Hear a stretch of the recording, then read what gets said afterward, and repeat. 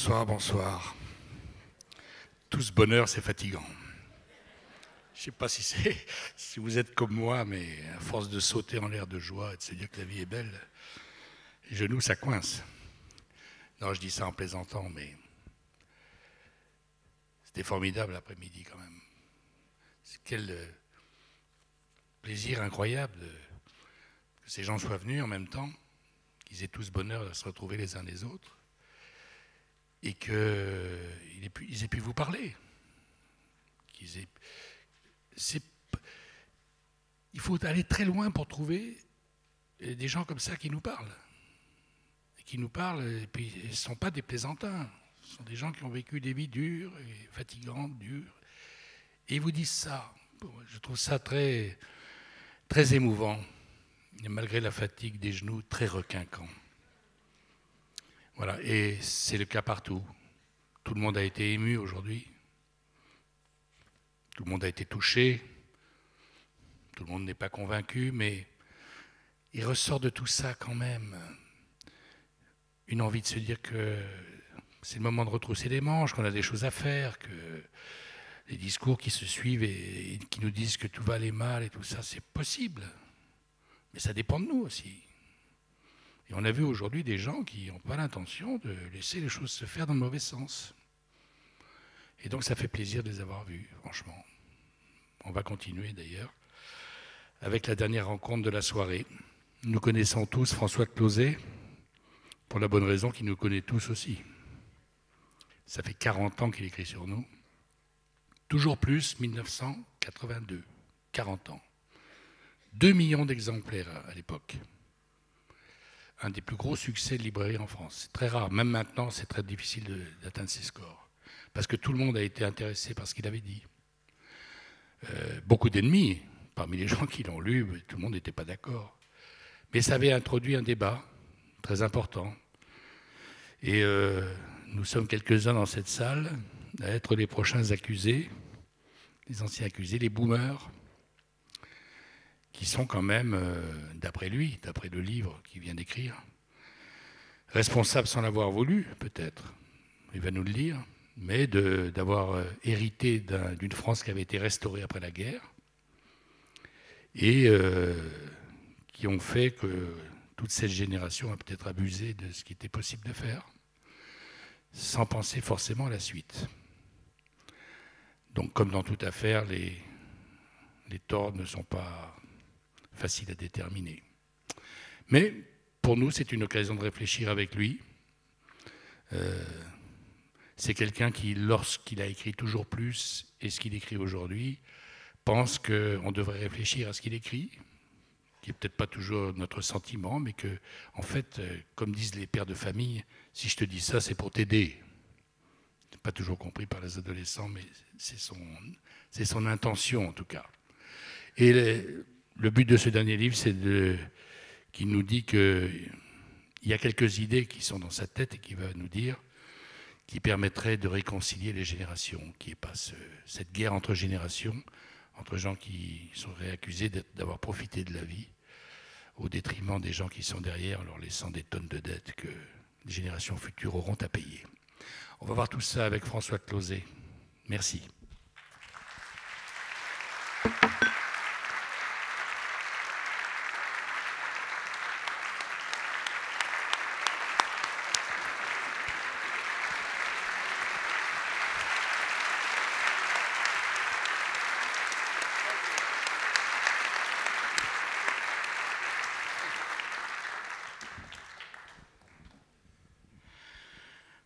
Bonsoir, François Closet. Ça fait longtemps que vous nous tapez sur les doigts. Hein. Ben, je ne compte plus. Je ne compte plus. Ouais. Ma carte d'identité raconte des choses sur mon âge que j'aime plus savoir. Quand même. Quand même. Vous tenez bien. Vous n'avez pas envie de dire votre âge? Ben, oui, je ne peux pas cacher. Et puis, vous savez, il y a une chose, c'est que je me suis aperçu que l'âge, passé un certain âge, est perçu comme un gage d'indépendance. On se dit, voilà, il peut dire n'importe quoi, il s'en fiche, et ça ne nuira plus à sa carrière. Entre nous, je suis content qu'on pense ça, mais j'ai toujours dit ce que je pensais en me fichant éperdument de savoir à qui ça ferait plaisir et à qui ça ferait pas plaisir. Hein, donc ça n'a pas changé grand-chose, mais maintenant les gens le croient. Ils disent, à son âge, il ne doit plus avoir de compte à rendre à personne. C'est vrai. Alors, j'ai l'impression, parce que je l'ai dit, vous accusez la génération boomer, donc née à 45 jusqu'aux dans les années 60, on va dire. Oui, c'est ça, 60, d'avoir un peu dilapidé l'héritage qu'ils avaient reçu, et dépensé sans compter, alors qu'ils laissaient des générations derrière. Mais j'ai l'impression que votre nouvelle colère, là, cette colère-là, on vous entendra pas toujours dire ça avant, mais j'ai l'impression que c'est né après le Covid. Parce que je me souviens de vous, à la télévision, vraiment en colère un soir. Et vous, il y a longtemps que vous n'avez pas fait des discours à la télévision. Ouais. Des années, plus de 15 ans. Oui, vous êtes venu un soir et vous avez dit, franchement, ce pays, c'est pas bien ce qu'on fait. On privilégie les vieux aux dépens des jeunes. C'est eux qui vont payer la facture, c'est eux qui n'ont pas le droit de sortir, c'est eux, tout ça pour protéger les plus âgés d'entre nous, c'est pas bien. Donc, je me suis dit, le livre que vous avez écrit, c'est parti de là peut-être. Oui, c'est parti, vous savez, du fait qu'un jour, j'ouvre Le Monde et je vois un grand appel à faire, faut se liguer pour lutter contre les problèmes de la vieillesse, très bien. Et il y a toutes sortes de gens notables qui ont signé cet appel et qui disent, voilà, autrement dit, il faut que tous les Français qui ont moins de 60 ans, se liguent pour nous aider, nous qui maintenant allons avoir plus de 80. Et les gens qui le demandent sont des gens qui ont, on voit leur nom, entre 60 et 70 ans. Et là je dis quand même, ils se foutent du monde. Et alors j'écris, pour me passer la ville, quoi.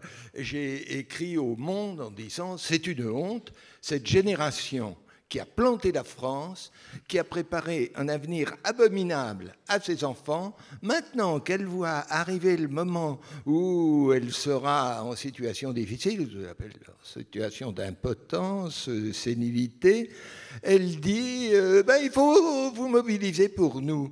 Non mais c'est pas possible. Dans une famille, oublions le terme de génération. Non, les enfants, les parents, les grands-parents. Hein, c'est mieux, c'est la même chose. Le père qui aurait dilapidé toute la fortune, qui aurait préféré aller s'amuser que travailler, et puis qui, arrivant un peu vieux et malade, dit aux enfants, bon, maintenant, hein, faut vous occuper de moi. Qu'est-ce qu'ils s'entendraient dire? On est tout fous de nous. Tu t'es occupé de nous? Non. Et tu nous as mis dans cette situation et maintenant il faut qu'on s'occupe de toi, débrouille-toi. Et je pense que c'est très exactement ce que les gens de ma génération un peu plus jeune, devraient se faire dire par les Français. Parce que ce que nous avons fait est inadmissible. Vous comprenez? Il faut prendre conscience, hein, quand on parle des boomers, bon, ça vient de boom. Pourquoi boom? Parce que au lendemain de toutes les guerres, les enfants qui étaient pas nés pendant la guerre, pendant que les soldats se battaient, ils naissent après. Donc il y a une poussée des naissances. Mais en France, ça a été pas seulement une poussée instantanée, ça a duré pendant plus de 10 ans. La France s'est mise à faire 800 000 et plus enfants par année.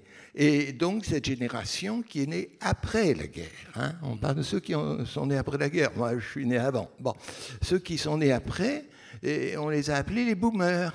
Et alors vous savez, une génération, c'est comme une vague, et tant que c'est dans les années 70, 50, 60, bon, ils travaillent, on ne se rend pas compte. Et puis, quand tout à la fin, ça va arriver dans les années 80, 90, 95, 100. Là, tout à coup, cette vague que l'on voyait, on suivait dans le fleuve, tout à coup, elle devient une inondation et elle dévaste tout. Et c'est exactement ce qui nous attend. Et elle va mettre en cause la cohésion de la société. Oui, jusqu'à présent, bon, je me suis beaucoup intéressé à la société française, inquiété sur le plan politique, sur le plan économique, sur le plan financier, sur le plan social, c'est vrai. Mais là, je me suis rendu compte que j'étais passé à côté de quelque chose qui est tout à fait essentiel. C'est le plan démographique. Combien il y a de naissances, comment se répartissent les générations, etc. Et que, quand on pose le problème comme ça, on s'aperçoit une première chose, c'est que notre société, comme toutes les sociétés aujourd'hui, connaît un problème de vieillissement. Et ça, il n'y a aucune société dans l'histoire qui l'a connu. Le monde ne l'a jamais connu. Ah, mais jamais. La moyenne d'âge, c'était 57 ans, 58 ans. Rendez-vous compte, oui, au lendemain de la guerre, c'était 60 ans. 60 On ans. a gagné 25 ans. 25 ans. C'est bien joli de le dire. Mais qu'est-ce qu'on en fait de ces 25 ans? Comment on les insère dans les équilibres sociaux? Eh bien, très calmement, la génération, on va le voir, qui a planté la France, a en même temps s'était réservé une vieillesse de rêve, mais maintenant elle arrive à la vraie vieillesse, celle d'après 85, hein. Et là, elle s'aperçoit que ça va être la catastrophe pour elle. Et on va créer, comme on est parti, des tensions insupportables et insoutenables entre les différentes générations. Il est évident qu'à un moment, les actifs, comme on dit, en auront marre de payer plus qu'ils payent nulle part ailleurs pour entretenir des vieux qui, à 60 ans, décident qu'ils ne veulent plus rien foutre. Ce ne sera pas tolérable. Et j'essaye, là, de prendre des propositions claires pour ressouder les générations. Car là, par volonté de nous aveugler, de ne rien voir, de ne rien comprendre. Et les dernières fameuses, là, pendant un an, on a discuté sur les retraites, c'est une honte. Tout ce qu'on a dit était faux. Faux, faux.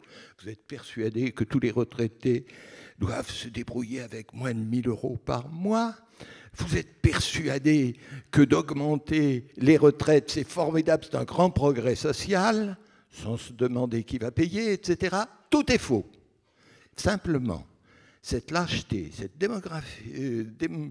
démagogie face à ce phénomène du vieillissement nous prépare une société insupportable où ce qui fait, je dirais, la cohésion dans l'humanité, c'est d'abord le lien formidable qu'il y a à l'échelle familiale entre les générations.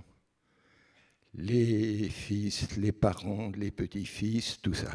Et c'est ça qui se projette par la démographie à l'échelle de la société tout entière. Mais en ce moment, on Et cherche. ça, on est en train de le briser. Mais on cherche, enfin, je veux dire, c'est plus ce qu'on cherche. On est en pleine discussion sur la résolution du 5e risque, comme on dit. C'est-à-dire de réfléchir à l'enveloppe qu'il faut dégager pour assurer ce que vous dites, c'est-à-dire le grand âge. Non, alors, on va essayer de remettre les choses au point, parce que nous passons sur des visions complètement fausses. Premièrement, les retraités, ça n'existe pas. Les retraités, ça n'existe pas parce que parler des retraités, c'est comme si vous mettiez dans la même catégorie, dans le même sac, les nourrissons, les gamins, les adolescents. Oui, on va dire c'est les jeunes. Non, c'est pas vrai. Hein, entre un adolescent de 20 ans et un enfant de 2 ans, c'est pas la même chose. Bon. Et là, on dit les retraités, c'est-à-dire bon, au-delà de 60 ans jusqu'à 100 ans. Hein. On se fout du monde. Parce que de, disons, 60 ans à 75 ans à peu près, on a une vie, une espérance de vie en bonne santé. Si on était dans la famille, hein, et si les solidarités intergénérationnelles se faisaient comme ça, en cercle fermé dans la famille, les plus jeunes payent pour entretenir les plus vieux, ça s'est fait très longtemps comme ça. Eh bien, si on voyait l'aîné, le père, à 60 ans, en pleine forme, hein, dire maintenant, vous allez travailler pour moi, hein, je ne peux plus rien foutre, je me repose, je m'amuse, vous travaillez pour moi. Mais tout le monde lui dirait, et si en plus, il n'avait pas fait grand-chose et il avait couvert la famille de dettes, vous imaginez ce qui se passerait? Et or, regardez... Non, attendez, une seconde quand même. Non, une seconde quand même. Il y a des métiers où à 60 ans, on n'est pas en pleine forme, etc. Il ne faut quand même pas dire, à partir de 60 ans, tout le monde ne fait rien et demande aux autres de travailler pour lui. Non, ça, c'est pas tout à fait vrai. Vous êtes d'accord quand même? Il est évident que la retraite à 60 ans pour tous est une folie, que la retraite à 60 ans, la retraite ouvrière à 60 ans est une justice, une nécessité, et devait se faire et doit se faire et est sacrée. Et je dis ouvrière, je veux dire tous ceux qui font des métiers pénibles, ce qui se traduit d'ailleurs très bien par une diminution de la longévité. Et il est évident que si vous êtes dans cette situation, vous savez, c'est ce qu'on a commencé avec les retraites des mineurs de fonds, hein, et dans cette logique, effectivement, la retraite à 60 ans, pour les gens qui sont dans cette situation, est sacrée, et personne ne peut y toucher. Non, c'était juste... Simplement, je suis content d'avoir entendu ça. Parce que... Simplement, si on veut bien regarder, ces gens-là représentent une minorité, car toute l'évolution des techniques et du travail ont été pour réduire, heureusement, et il en reste, mais réduire, heureusement, ces métiers les plus pénibles et les faire faire par des machines. Donc, l'immense majorité des Français ne sont pas du tout dans cette situation et à 60 ans, ils ont 15 ans d'expérience de vie en bonne santé. Ça, toutes les statistiques sont formelles là-dessus. Et je ne comprends pas pourquoi on vient dire que on est en bonne santé, mais on ne peut plus rien faire. Moi, je me souviens, il y a un très célèbre leader politique, vous le reconnaîtrez, qui vient dire il faut donner la retraite à tout le monde à 60 ans, parce qu'à 60 ans, on n'en peut plus, on ne peut plus travailler. Comment voulez-vous qu'on continue? 60 ans, on est épuisé. Ah bon, vous avez quel âge? 70 ans, qu'est-ce que vous voulez? Je veux gouverner la France pendant 5 ans. Il y a une toute petite contradiction. Hein. Bon, et donc, ce n'est pas vrai, et on va en parler. Il y a à mobiliser ce capital de travail des gens de plus de 60 ans, parce que nous avons un rendez-vous terrifiant maintenant avec tous les gens de 95, 98 ans qui seront impotents, séniles, dans des situations abominables et qui auront besoin non pas seulement d'argent, mais d'aide, de présence. Où trouvera-t-on ces gens? Voilà le problème. Et quand vous êtes si dur avec la génération en disant ils n'ont rien foutu, ils ont fait des dettes, etc., est-ce que c'est juste? Parce que c'est quand même une génération qui a travaillé. Ils ont inventé beaucoup de choses, ils ont fait progresser les choses, ils ont changé la démocratie, les gens ne voient plus les choses pareilles. Enfin, c'est une génération qui n'a pas forcément eu que des défauts. C'est une génération qui a profondément changé. Égalité homme-femme, tout ça sont l'écologie, tout ça sont nés de ces personnes-là. Je pense que vous les catégorisez vite. Et on ne va pas revenir en arrière. Simplement, il faut que nous soyons tous convaincus de certaines réalités. Je vous ai fait une première réalité, c'est qu'il n'y a pas des retraités, il y a des seniors et il y a des vieux. Bon. Deuxième réalité, c'est ce qu'est la France. Car on l'a complètement oublié. La France est de loin le pays le mieux, le plus doué au monde pour la prospérité. C'est vraiment le pays qui a mis tout pour être un pays prospère et heureux. D'ailleurs, en 60, c'était le cas, d'ailleurs. Et c'était le cas à la fin des années 60. Ouais. les Américains du Hudson Institute avaient lancé des études sur tous les pays pour savoir quel serait l'avenir de ces pays. Et ils sont revenus de là en disant, mais il y a en Europe un dragon, vous savez, les dragons asiatiques, comme on disait, un dragon qui va tous les dépasser, qui va être le plus riche. C'est la France. Et ils avaient raison. La France a tout, je ne veux pas énumérer, tout par l'histoire, tout par la géographie, tout par la population, tout. Bien. Et la France est le pays qui domine l'Europe, pas par les institutions, par la réussite, par l'influence. Et si les Français sont européens et se foutent de l'Europe dans les années 70, c'est tout simplement parce que l'Europe est française. Parce que je dirais que le développement de l'Europe, ça compense la perte de l'Empire. Évidemment, la réussite française est éclatante. Donc voilà ce dont cette génération née après-guerre, le pays qu'elle prend en main. Bien. Elle va le diriger, le dominer pendant 50 ans. Qu'est-ce qui se passe pendant ces 50 ans? C'est la première fois que pendant une période aussi longue, nous n'aurons ni guerre, ni famine, ni catastrophe, ni rien. Il ne se passe rien.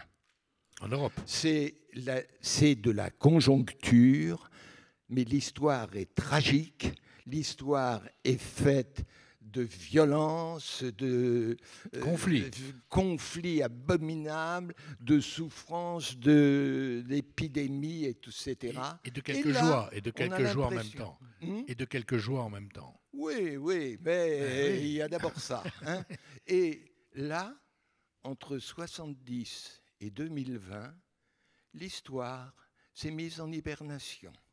Donc cette génération dirige le pays le plus heureux du monde pendant 50 ans sans avoir à affronter aucune crise majeure. On s'en aperçoit bien. Depuis 2020, l'histoire s'est réveillée. On a eu l'épidémie, maintenant on a la guerre. Tout d'un coup, on se dit, mais qu'est-ce que c'est? Qu'est-ce que c'est? Parce qu'on s'était fait un droit acquis à ce qu'il n'y ait plus d'épidémie, à ce qu'il n'y ait plus de famine, à ce qu'il n'y ait plus de guerre, à ce qu'il n'y ait plus de catastrophe. Ben tiens. Et donc, comment peut-on penser qu'on a pu, je prends juste cet exemple, mais c'est vrai dans tous les domaines, accumuler 3 000 milliards de dettes dans une période pareille? Non mais vous imaginez, et des dettes, c'est pour les enfants, 3 000 milliards, et on s'en fout complètement. Hein? Et à l'heure actuelle, tous les problèmes qui se posent à la France trouvent leur résolution dans une facture. Hein? Combien vous donnez? Bravo. C'est pas assez. Non, ben non, vous mettez que 15 millions. Non, il faut mettre 800 millions. Ah oui, ça c'est sérieux. D'où vient cet argent? C'est nos enfants qui s'en occuperont. Nous, on ne veut pas le savoir. Que ce soit pour le climat ou pour les finances, c'est pareil. On vit sur la procrastination, c'est notre politique. Et nos enfants se débrouilleront ensuite. Et ça, ça n'est pas possible. J'avoue qu'aujourd'hui, j'ai beaucoup de mal à regarder mes petits-enfants. J'ai beaucoup de mal. J'ai vraiment honte. Parce que, évidemment, on a fait des progrès. L'humanité a progressé. Évidemment. La vie n'est pas la même qu'il y a 50 ans, les progrès que l'on voit en France sont des progrès qui se sont produits un peu partout. Mais et je ne vais pas comparer la France à des pays qui ne sont pas comparables, à la Chine, à l'Inde, au Brésil. Non. Je regarde au sein de l'Europe. Savez-vous que l'essentiel de ce monstrueux déficit commercial, aujourd'hui, la France ne sait plus travailler, ne sait plus produire, ne sait plus vendre. Hein. Jamais elle n'a été avec un tel déficit commercial, c'est terrifiant. Or, ce déficit commercial, pour l'essentiel, il se fait avec nos partenaires européens. Nous étions, dans les années 60, à la tête de la partie la plus dynamique de l'Europe, la partie, je dirais, germano-scandinave. Aujourd'hui, nous sommes à la traîne avec les pays du Club Med. Hein? Donc, n'allons pas, d'une part, c'est vrai qu'il y a eu tous les progrès que vous dites sur la condition féminine, sur toutes sortes de choses, bien sûr. Et là, il n'y a pas de problème. J'espère qu'on va enfin se civiliser et rejoindre les pays civilisés sur les problèmes de la fin de vie. Mais c'est un courant général. Mais dans ce courant général, nous avons rétrogradé par rapport aux pays comparables, à nos voisins. Donc, il y a cette situation et qui est aggravée par le choc démographique qui arrive. Et donc, il faut complètement changer notre organisation sociale si on ne veut pas être dans une société, vous savez, traduisez ça dans une famille. Non mais vous voyez, les vieux qui ont fait toutes les dettes et qui veulent maintenant que les enfants s'occupent d'eux, qu'est-ce qui se passe? On s'engueule tous les soirs dans la famille. C'est pas sur cette base qu'on peut reconstituer l'unité qui nous permettra de faire face à nos problèmes. Mais vous parlez de génération. Moi, je vois maintenant des choses que nous ne voyions pas avant. C'est une génération dont vous parlez qui a 60 ans, qui arrive maintenant à l'âge dont vous parlez. Qu'est-ce qu'ils font? Ils aident leurs enfants et ils aident leurs parents. Le nombre d'accompagnants, de gens qui passent une partie de leur semaine et de leur année à s'occuper justement des gens dont vous parlez qui sont dans le grand âge. Et le nombre d'enfants qui sont aidés par leurs parents, considérable. Si on vous écoute comme ça, on se dit, mais on a l'impression que c'est une génération qui a... Non, cette génération-là qui a 60, 65 ans maintenant, elles aident énormément les générations suivantes. Si elles le peuvent, évidemment, si elles le peuvent. Et elles s'occupent souvent. Bon. On disait 3 millions de personnes qui s'occupent des gens de grand âge en France. C'est-à-dire que, étant incapable d'organiser la solidarité intergénérationnelle au niveau de la nation, de la société, on dit heureusement, il y a ces liens très forts entre générations au niveau familial et on va laisser, ils vont s'arranger. Il se trouve simplement qu'à ce jeu, tout le monde, toutes les personnes âgées, on en reparlera, Dieu sait, n'ont pas de famille. Combien de gens arrivent à 90 ans seuls chez eux avec quelques parents lointains à 100 km? Et combien de jeunes essayent de trouver, parce qu'aujourd'hui on trouve tout à fait normal qu'il y ait 3 fois plus de pauvres chez les jeunes que chez les vieux. C'est comme ça en France, c'est tout à fait normal. Et il y a 70 ans, c'était le contraire. Il y a 50 ans, c'était le contraire. C'est vrai. Mais aujourd'hui, c'est ça. Et on dit, oh ben c'est pas grave, les parents vont aider leurs enfants et leurs grands-parents. Non mais précisément, ce que nous voulons, c'est avoir une société dans laquelle les grands équilibres soient faits sur le plan politique et qu'on ne dise pas, eh ben, débrouillez-vous en famille, débrouillez-vous, oui, trouvez des parents, sollicitez-vous. Non, mais ce n'est pas vrai. On doit s'organiser pour ne pas laisser les jeunes au bord du chemin s'ils n'ont pas des parents qui peuvent les aider, pour ne pas laisser les vieux périr seuls chez eux s'ils n'ont pas de parents pour venir. Qu'est-ce que ça veut dire? Bien sûr que ça existe. Et Dieu sait que les liens familiaux, heureusement, sont ceux qui ont résisté, sont très forts, et ils peuvent suppléer la défaillance de notre société. Mais jusqu'à quand on va supposer et supporter cette défaillance totale de notre société en disant « ce se réglera en famille ».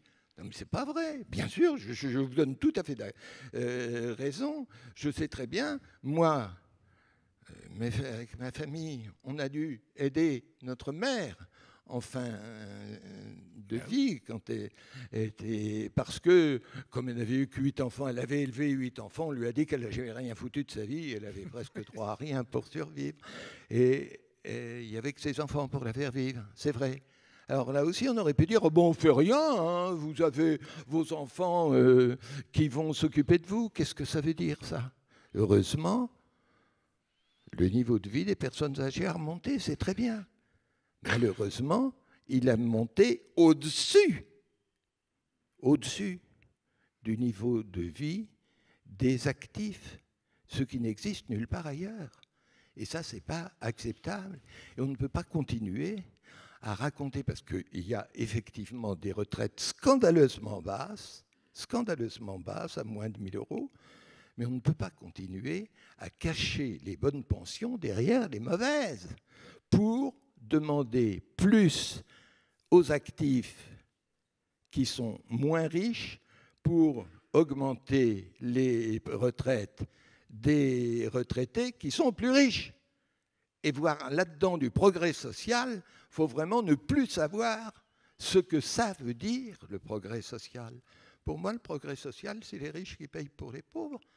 Ce n'est pas comme ça, à l'échelle des générations, de continuer à pressurer une génération pour une autre. Qu'est-ce que ça...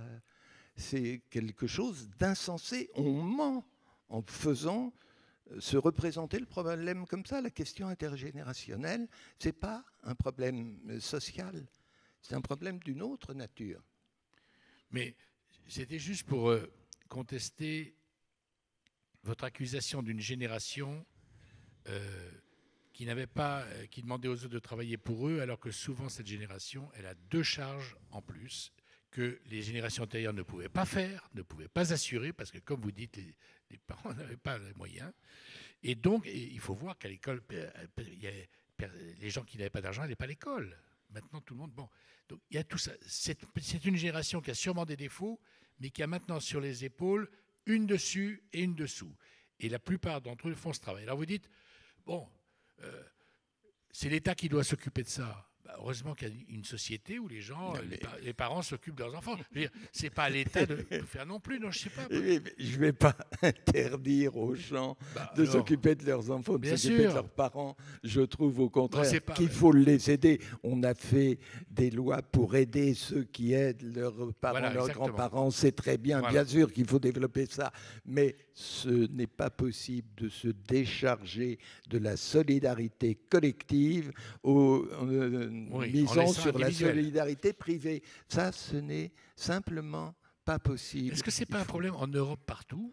Et pourquoi ce problème serait-il français, franchement? Mais ce problème, tous les pays sont confrontés. Exactement. C'est le problème du vieillissement. Ça va arriver partout. Ça n'a jamais existé, cet âge entre, je vous dis, 60, 65 et 100 ans. On n'a jamais vu ça. Il y avait quelques vieux qui survivaient après 60, 70 ans. On les gardait dans la famille comme ça. Bon, ça n'existait pas, cette génération.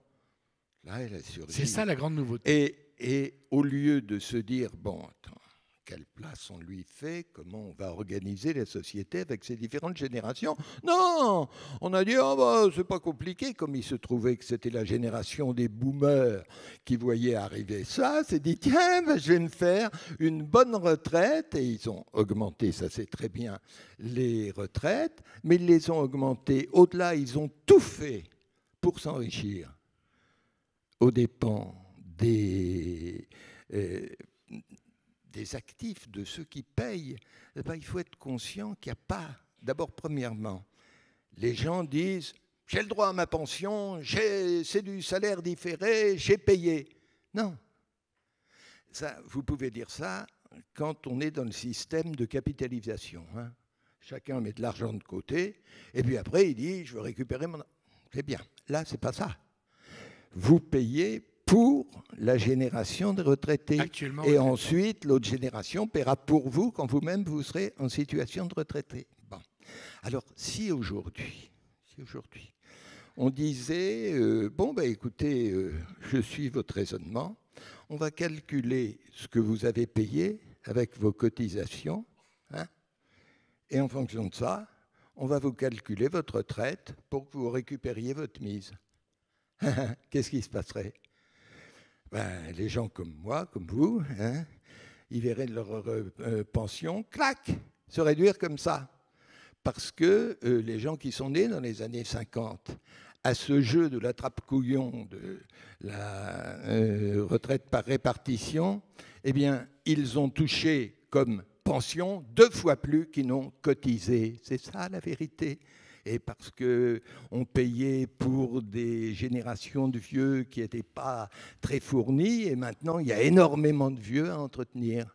Donc il ne faut pas raisonner comme ça. C'est mon argent, j'ai payé, maintenant on me doit. Non, c'est pas vrai. Tout ça évolue et il faut voir comment on organise notre vie.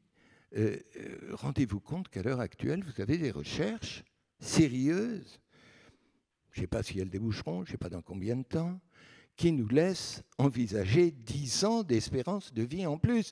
Non, mais est-ce que vous imaginez que l'on puisse, au départ, coûter à la société jusqu'à 20-25 ans quand on fait ses études, travailler jusqu'à 60 ans, et ensuite de 60 à 100 ans, être à la charge? Non, mais vous voyez combien faudra prélever sur les quelques-uns qui vont travailler. On ne peut pas faire une société comme ça. On pourrait tout de même regarder ça. Pourquoi avez-vous écrit ce livre cette année? Mais ça fait des années que vous n'aviez pas écrit de livre, et donc je me dis pourquoi et pour nous dire quoi? Mais parce que jusqu'à présent, je pensais dans les clous. Hein, bon, oui, et problèmes économiques, problèmes politiques, ça ne va pas en France, etc.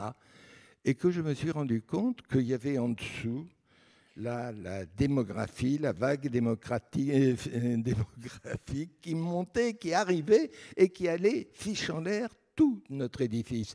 Et à ce moment-là, je me suis dit, ben oui, mais enfin, comment peut-on faire vivre une société dans laquelle l'espérance de vie est de 85 ans presque, sur un modèle qui a été créé dans une société où l'espérance de vie était de 65 ans. Mais vous pouvez croire que le même modèle peut s'adapter? Ça n'a aucun sens. C'est évident. Et imposer un modèle dans ces conditions, c'est créer des tensions insupportables. Mais vous vous rendez compte que si, avec ce qui arrive, là, on va en reparler, mais vouloir mettre tout sur le dos des actifs, comme nous le faisons, c'est se préparer le jour où, heureusement, les actifs diront non, on ne paye plus, vous vous foutez de nous.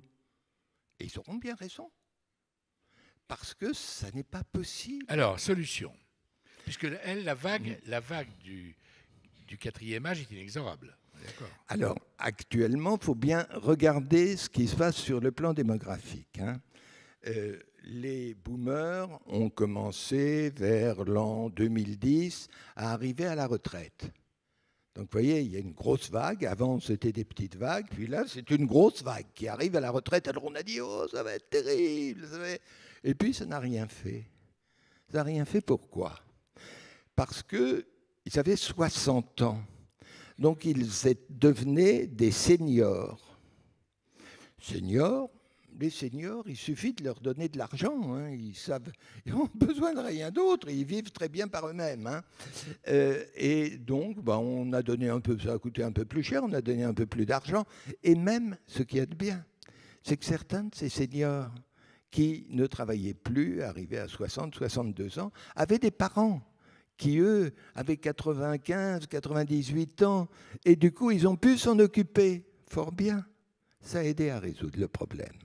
Mais maintenant, là, cette année et d'ici la fin de la décennie, ce sont les grosses générations des boomers qui arrivent non pas à 60 ans, la limite des seniors, non, mais qui arrivent à 95. La dépendance.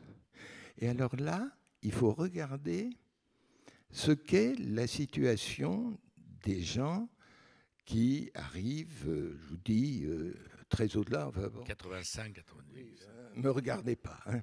Mais malheureusement, tout le monde ne tire pas de bons numéros à la loterie des gènes. Hein. J'ai ce privilège, je pense que j'ai tiré un bon numéro, tant mieux pour moi, mais je n'oublie pas que je ne suis pas du tout un élément représentatif de cette génération.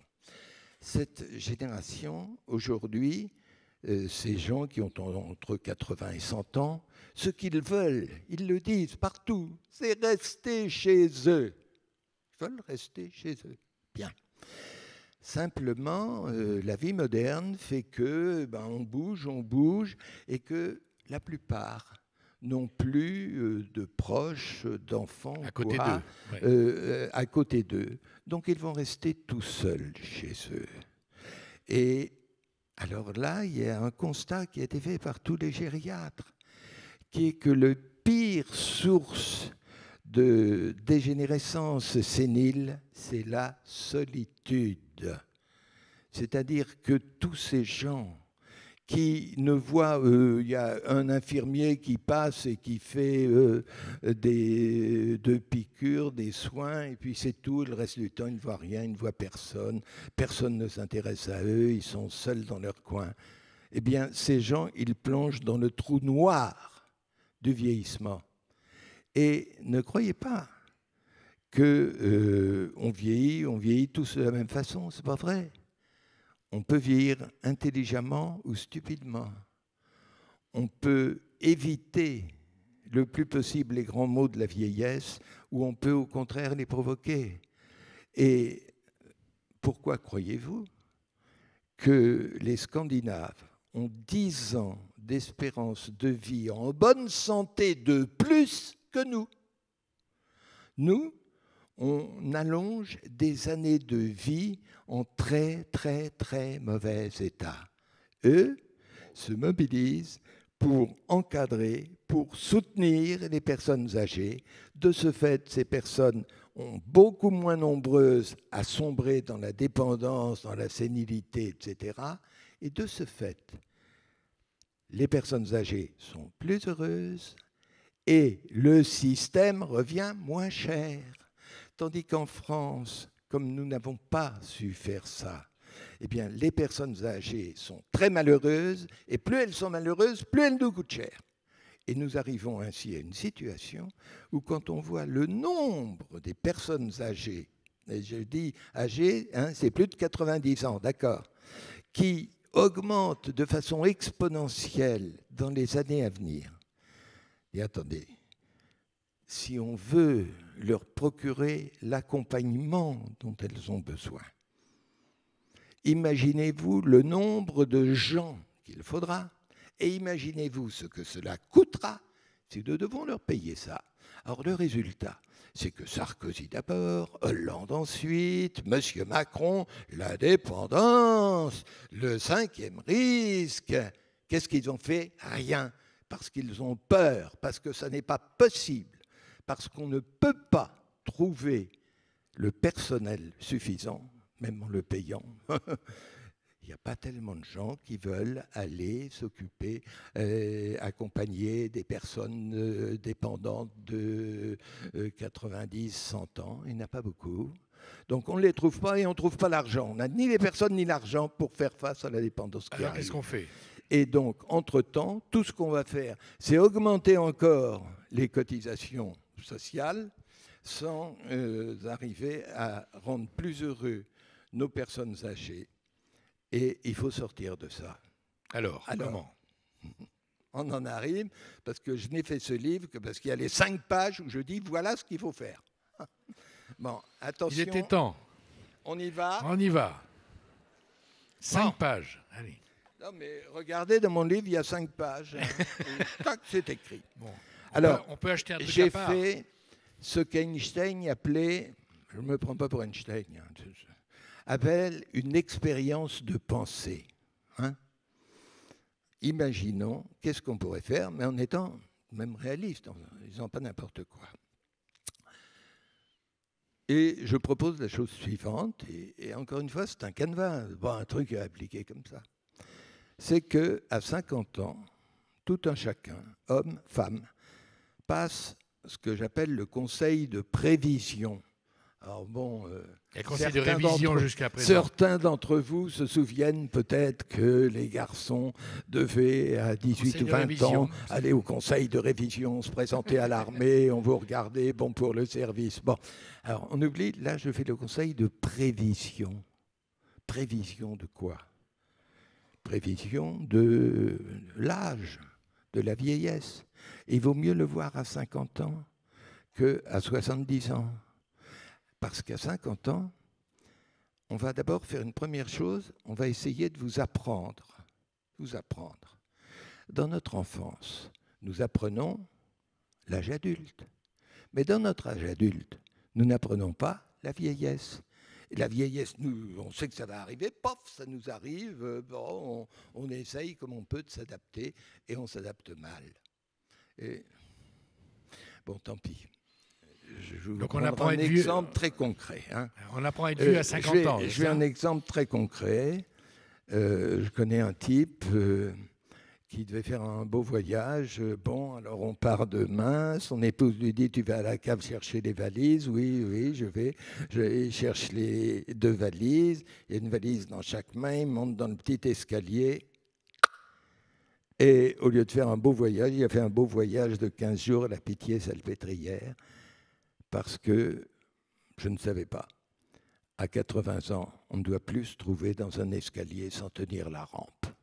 C'est tout con. Mais je l'ai appris comme nous apprenons la vieillesse. Hein. J'ai fait la stupidité.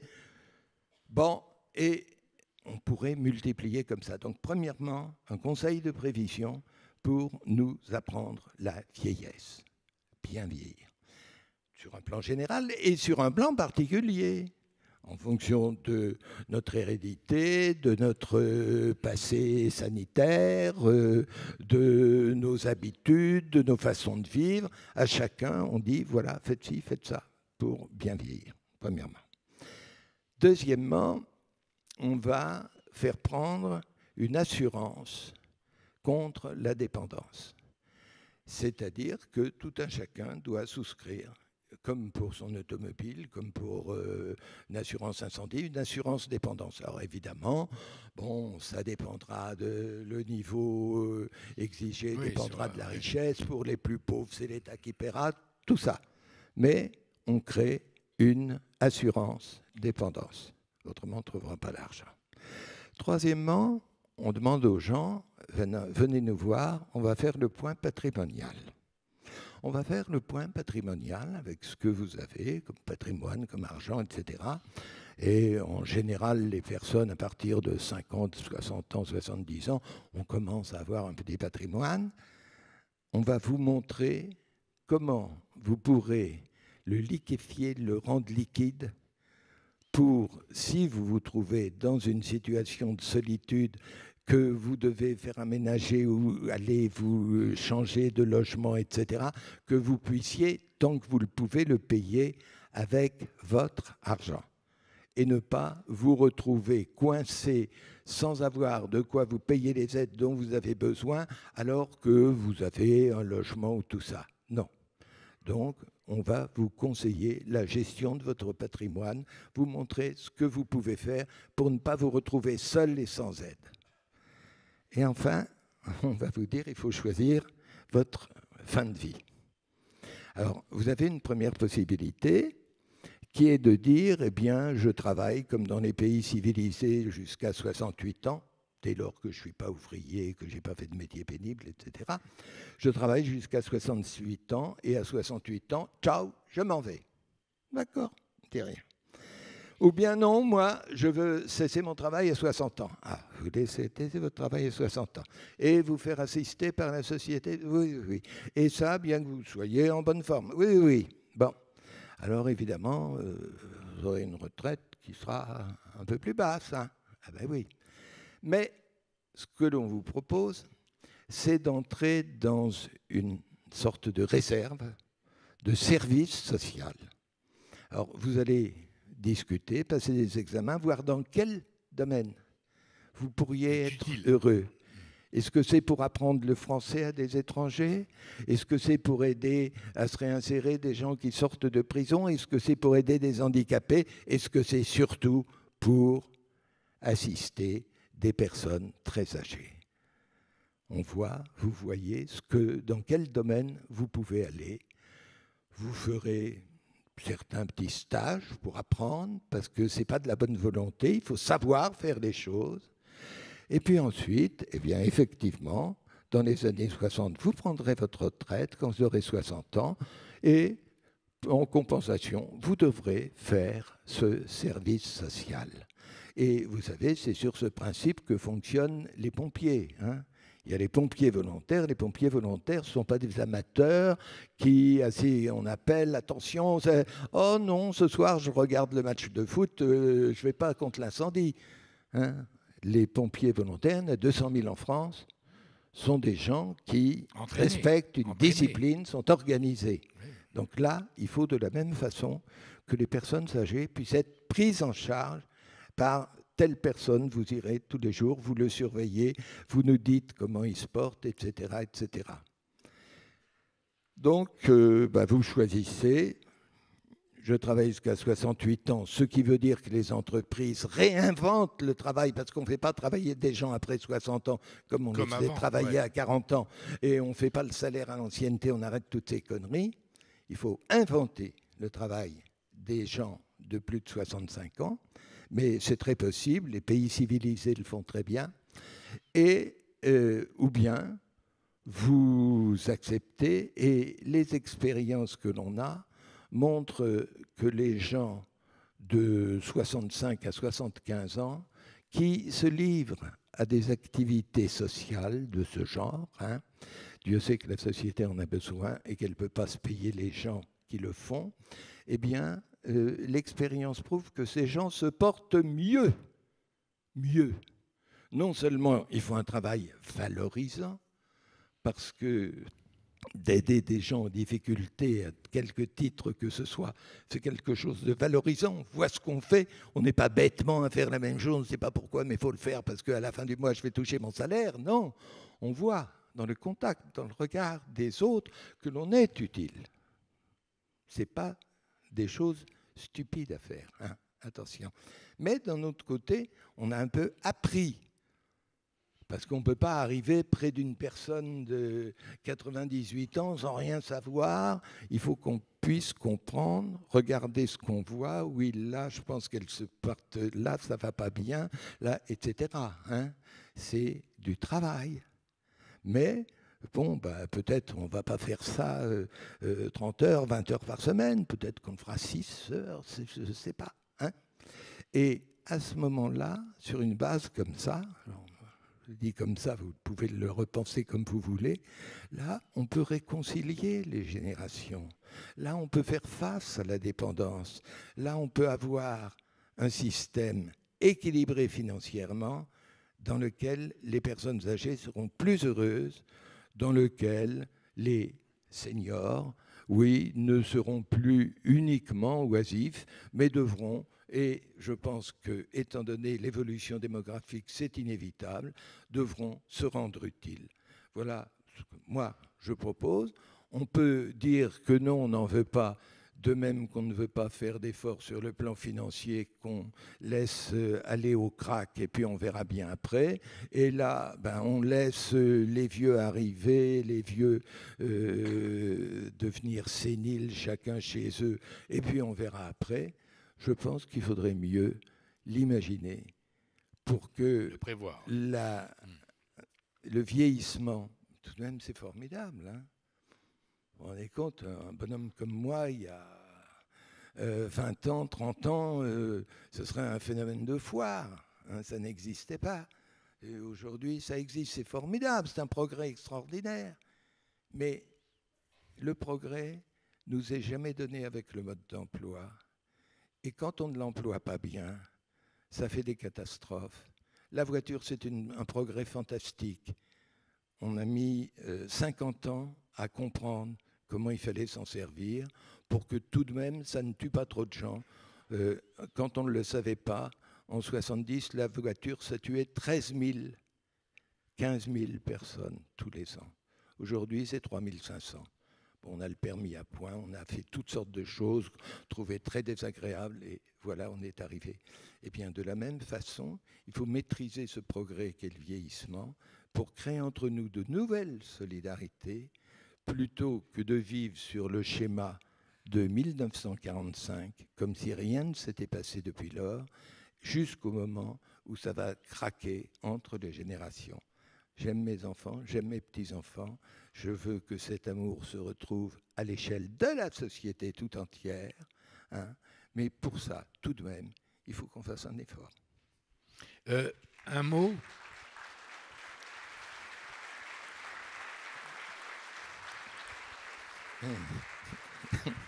Vous êtes très gentil, je vous assure que l'accueil qui a été réservé à mes propositions a été souvent très négatif, mais peu importe, il faut dire les choses. Juste un mot, c'est envie de vivre. Vous avez 89 ans. Envie de vivre. Qu'est-ce qui vous a motivé toutes ces années et aujourd'hui, pourquoi vous avez envie de vivre? Parce qu'on sent bien que l'énergie que vous avez, c'est pas pour rien.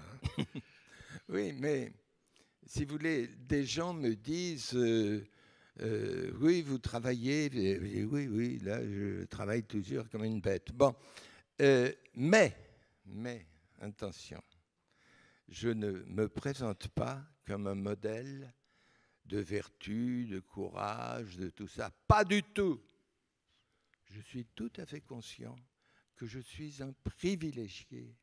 C'est parce que j'ai ce privilège incroyable que toute ma vie, on m'a payé pour faire ce qui me passionne. J'aurais payé pour le faire si, dans le cas contraire, j'en avais eu les moyens. Mais je sais très bien que si j'avais dû nettoyer les rues, que si j'avais dû travailler à la construction, chaîne, faire le 3-8, si j'avais fait tous ces métiers dont on ne peut pas se passer, là, j'aurais été très content de cesser à 60 ans. Et c'est pourquoi je vous dis, ceux qui font ces métiers, ils sont en dehors de mon champ de vision, eux, à 60 ans, qu'ils se reposent. Hein. Mais nos sociétés sont bizarres. On ne s'en rend même pas compte. Il y a en fait deux sociétés qui se combinent. Il y a la société dans laquelle on fait des métiers dont personne ne veut.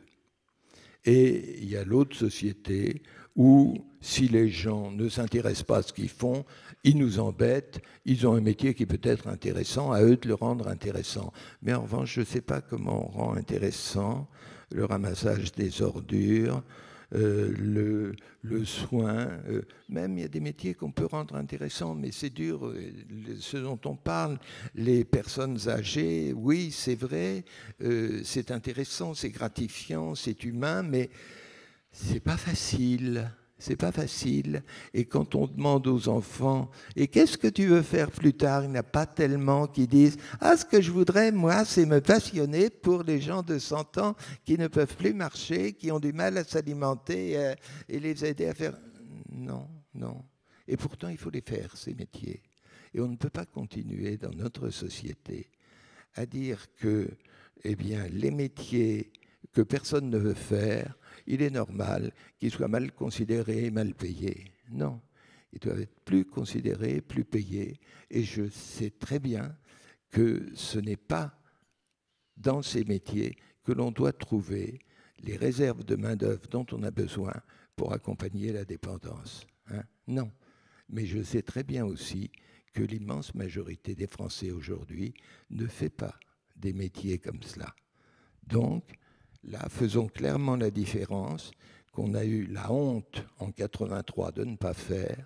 Retraite à 60 ans pour ceux qui font les métiers les plus pénibles et les autres, au contraire, eh bien, vous allez aider à résoudre le problème de vieillissement. Voilà. Bon. C'est la leçon. Hein. On a eu les 5 pages. Merci beaucoup. Bon. D'avoir été avec nous. Et ceux qui veulent plus des 5 pages vont le retrouver maintenant. Merci beaucoup et bonne soirée.